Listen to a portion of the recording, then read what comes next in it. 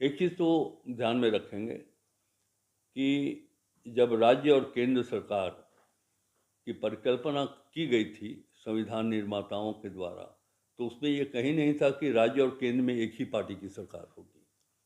ऐसा नहीं है कि अगर एक पार्टी की सरकार नहीं हो तो आप राज्य के साथ सौतेला व्यवहार करेंगे। उस राज्य की जो हिस्सेदारी बनती है, ये राजनीतिक सुचिता और पॉलिटिकल एथिक्स का दायित्व है कि आप उस राज्य को, भले ही आपकी सरकार हो या ना हो आपकी पार्टी की, जो उसका हक बनता है वो आप दें। उसका नहीं आया और आप पार्लियामेंट में जवाब दे रहे हैं कि कोई बकाया नहीं है। पार्लियामेंट तो कोई, पार्लियामेंट एक संसदीय शीर्ष संस्थान जरूर है, लेकिन जब दस्तावेजों पर बात होगी तो राज्य के अधिकारियों से के साथ और भारत सरकार के संबंधित अधिकारियों के साथ बात होगी। पार्लियामेंट में आप कुछ आंसर कर दीजिए तो एक पक्षीय आपका आंसर है। ये बात तो तब सामने आएगा कि हमारा बाकी है, उनको देना है या नहीं देना है, हमारा बाकी है या नहीं बाकी है। तो ये तो जब दोनों केंद्र सरकार के अधिकारी और राज्य सरकार के अधिकारी जब तक बैठेंगे नहीं तब तक ये फैसला कहाँ से होगा। इस बीच 10 मिनट में बैठक कि नहीं, हमें दो तरह से आय की प्राप्ति होती है। एक तो राजस्व, राज्य का अपना राजस्व, हमारे अपने सोर्सेज हैं, जिसमें माइंस है, एक्साइज है, फॉरेस्ट है, रजिस्ट्रेशन है, एक दो विभाग और हैं, वाणिज्य कर है।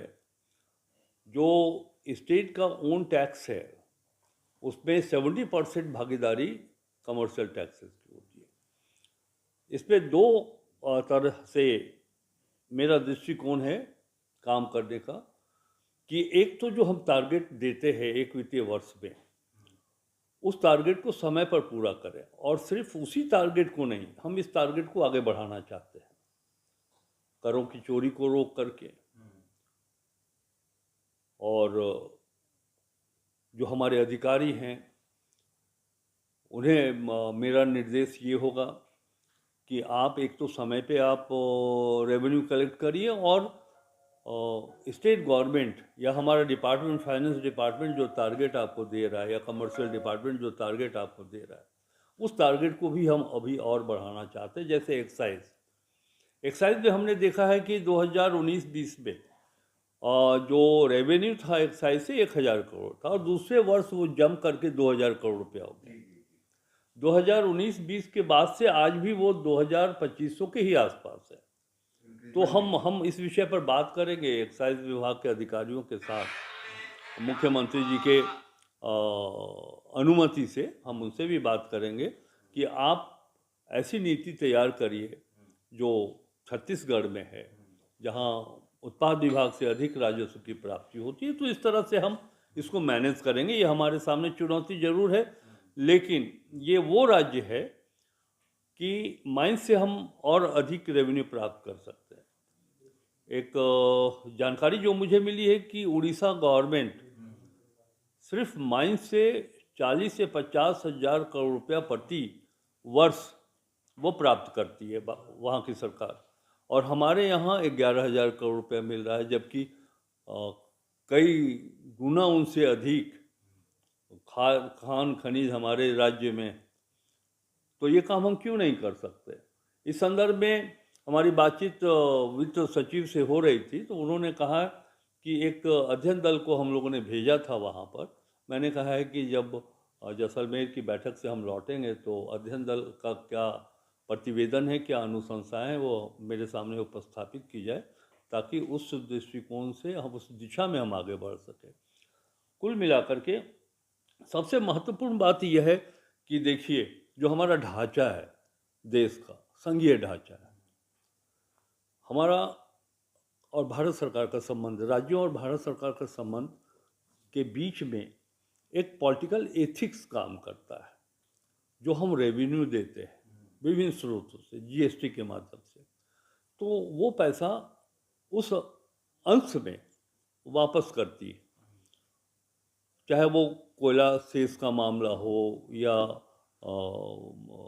भूमि के मुआवजा की बात हो। तो हमारा जो बकाया है 1,36,000 करोड़ रुपया, जो मुख्यमंत्री जी की इच्छा है और जो विज़न है कि हम रूरल इकोनॉमी को डेवलप करने के लिए हम मैया सम्मान योजना, फिर किसानों का ऋण माफ़, और बिजली बिल एक सर्टेन यूनिट तक जब आप उसको कंज्यूम करते हैं 200, तो वो आपको मुफ्त में दिया जाएगा। तो इन सब चीज़ों के लिए हमें पैसे की आवश्यकता पड़ेगी, और भारत सरकार से हम कोई भीख नहीं मांग रहे हैं। 1,36,000 हमारा बकाया है, जो बढ़कर के अभी और आगे हो गया। आप प्रश्न करेंगे प्रति प्रश्न, मैं पहले बता देना चाहता हूँ कि उन्होंने एक पार्लियामेंट में एक क्वेश्चन के आंसर में उन्होंने कहा कि कोई बकाया नहीं। पार्लियामेंट उनका फॉर्म हो सकता है, लेकिन हमारा भी स्टेट गवर्नमेंट का अपना एक फॉर्म है। 2022 में तत्कालीन चीफ सेक्रेटरी ने उनको पत्र लिखा था, भारत सरकार के अधिकारियों को, वित्त विभाग को, और बड़ा विस्तार से उन्होंने बताया था कि किस हेड में कितना पैसा बाकी है। 1,36,000 कुल राशि बाकी है, और वो आप दीजिए हमको। अगर भारत सरकार को आपत्ति थी तो चीफ सेक्रेटरी के उस पत्र के आलोक में उनको उसी समय जवाब देना चाहिए। चालान काट करके 20,000 करोड़ रुपए की प्राप्ति तो हो नहीं सकती है, बहुत ज़्यादा होगी तो 50-100 करोड़ रुपए की होगी। ये बहुत बड़ा सहायक तो नहीं होगा राज्य के राजस्व में। राज्य के राजस्व की बढ़ोतरी में दूसरे सोर्स है, जैसे उड़ीसा माइंस से 50,000 लगभग प्रति वर्ष आय की प्राप्ति करता है, और हम 11 करोड़ रुपया कर रहे हैं, 11,000 करोड़ रुपया। तो हम लोग का फोकस, मेरा फोकस है, हेमंत सोरेन जी की सरकार का फोकस है कि हम माइंस से और रेवेन्यू कैसे आगे जनरेट कर लें। जहाँ तक चालान काटना, ये होना मोटरसाइकिल, अब ये तो देखिए प्रशासनिक कार्य है, और ये आपके सुविधा के लिए ही है, आपकी रक्षा के लिए ही है। आप हेलमेट पहन के नहीं चलेंगे।